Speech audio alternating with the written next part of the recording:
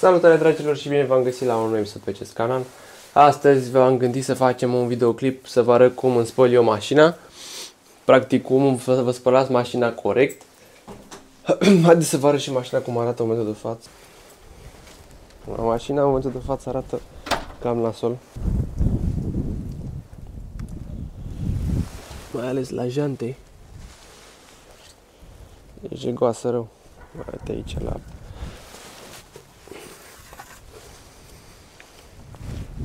Înăuntru nu mai spun.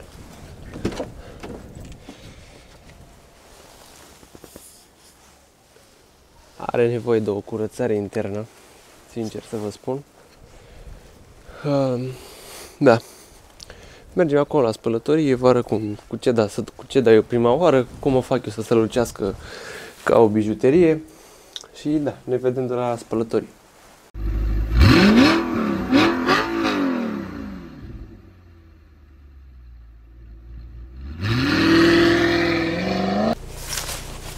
Am ajuns la spălătorie, dar e cam aglomerat, așa că mai dau o tură pe aici. Am vrut să filmez și eu, filmez și eu până ajung la spălătorie, gen, să mai vorbesc ceva. De unde? Am filmat, aveam la Valerian pusă în centură, cum ar veni, sau de nimic. Nu știu dacă de cât eu am problema asta, dar mie îmi place să am curat în mașină mai mult decât în cameră. Mie zice și iubita mea că am curat mai mult în mașină decât am în cameră. Și chiar așa e. Mie îmi place să am curat în mașină. Aoleu, mai zdrângăne și asta.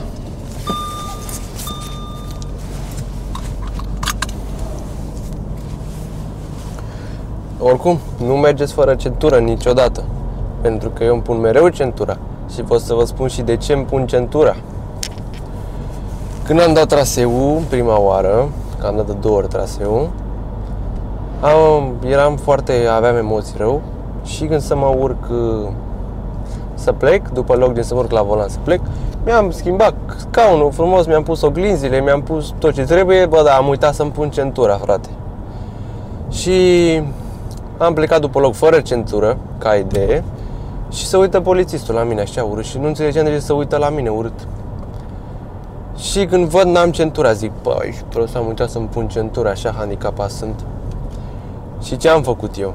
Am luat mâinile după volan, m-am întors să pun centura și am pus genunchiul pe volan. Și de atunci nu am mai stat fără centură niciodată. Am prins frică. Și a doua oară când am dat traseul, am picat tot cu același polițist. Și mi-a zis polițistul, tu ești băiatul cu centura și cu genunchiul. Zice, primul elev care a pus genunchiul pe volan să meargă cu ea, ca idee. Asta a fost experiența mea cu traseul. Sala, în schimb, am dat în prima. Am învățat și am luat sala. Dar traseul l-am picat. L-am dat toată și l-am luat. Și nu l-am picat cu 25-26 de puncte, l-am picat cu 80 de puncte. Mi-a pus și mâna pe volan, mi-a pus și frână, mai avea puțin să mă dea jos de mașină. Oricum a dat. Sper acum să mă aud. Pentru că am mai filmat odată și nu mă auzeam. Și acum mă întorc chiar la spălătorie, că am vrut să mai filmez încă o dată, să am ce să vorbesc și eu până ajung acolo, că n-avea ce să pun. Și acum mă întorc chiar. Că am și, într-adevăr, am și motorină destulă. Am decât 130 range. Băi frate, deci efectiv s-au scumpit fisele astea foarte mult. Păi eu înainte acum un an când îmi spălam mașina, dădeam 3 lei pe fisă. Acum nu scoți o fisă sub 5 lei, n-am văzut așa ceva. Acum am ajuns și eu bag aici, să o fac frumos. Cât asta are clătire cu dragi, clătire cu nu știu ce. În primul rând o să încep cu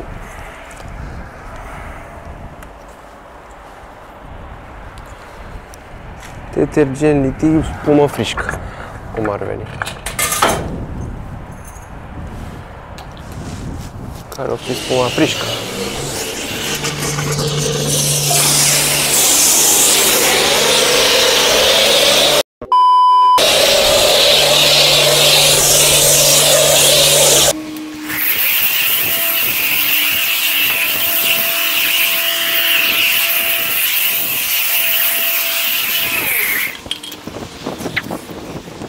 Hai că nici nu m-am făcut de sânge.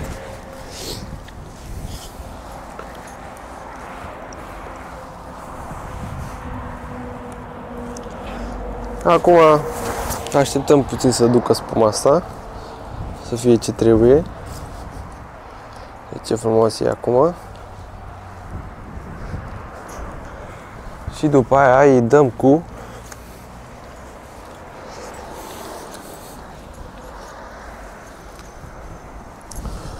ce să-i dau? Păi de obicei dau cu detergent lichid.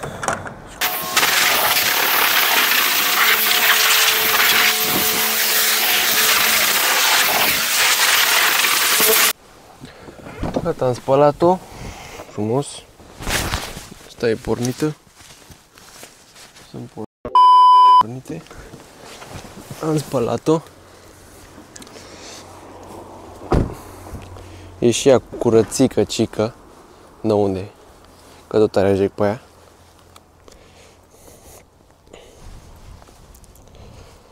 Încă mai are aici. Bă, dar nu știu, bă, ce să-i fac, bă, să ducă jecul ăsta de aici.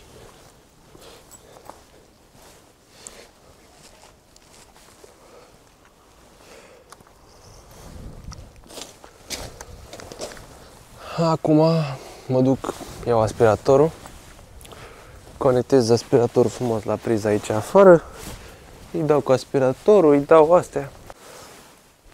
Deci ca recapitulare i-am dat cu spumă o dată, după aia am dat iar cu spumă de aia detergent de la așa, după aia i-am dat cu ceară, de 2 ori i-am dat cu ceară, dar n-am mai filmat că îmi făceam camera de varză.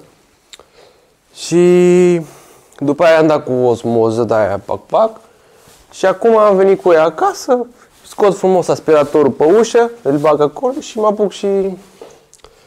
apuc și spăl, șterg înăuntru. Hai că am scos aspiratorul și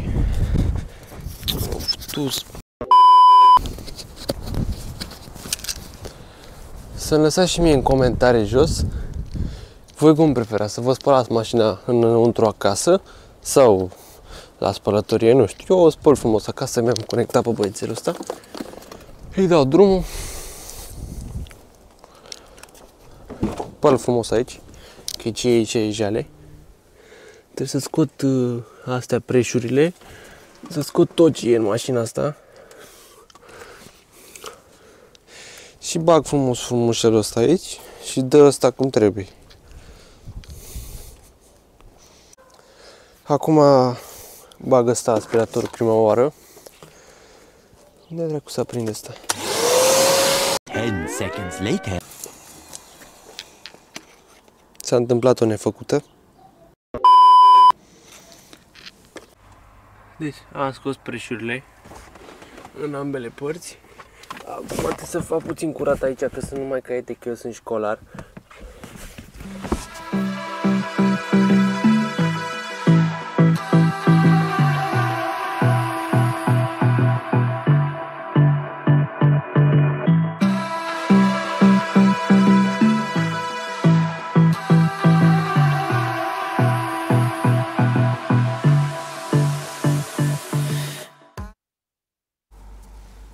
Acum că am dat cu aspiratorul, a ieșit foarte bine această lucrare, ce pot să spun. Pot să mănânc după jos dacă vreau. Acum iau frumos cârpa, dau pe bord că e cam prăfuit. După dau pe scaune cu soluția aia de Alcantara. Și după cam atât. Nu prea mai am ce să fac la ea. Poate o să iau puțin să șterg jantele, că eu și după ce o spăl tot negre sunt înăuntru, că sunt gri și arată nasol. Și ne-am apucat acum să șterg bordul frumos, repede. Și cam atât. Deci avem așa. Eu folosesc ăsta pentru scaune, că sunt ampile de aia Alcantara și ăsta e foarte bun, mă curăță ca lumea. Nu știu, am dat 80 de lei pe el, ăsta e cel mai scump. Ăsta e de la Chimicar, ăsta e ok, e bun. Ăsta de piele nu prea face nimic, nici ăsta nu prea face nimic, dar altul n-am.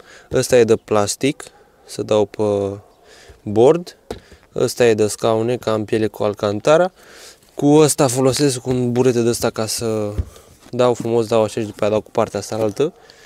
Și cârpele astea, să șterg bordul, astea. Și niște ulei.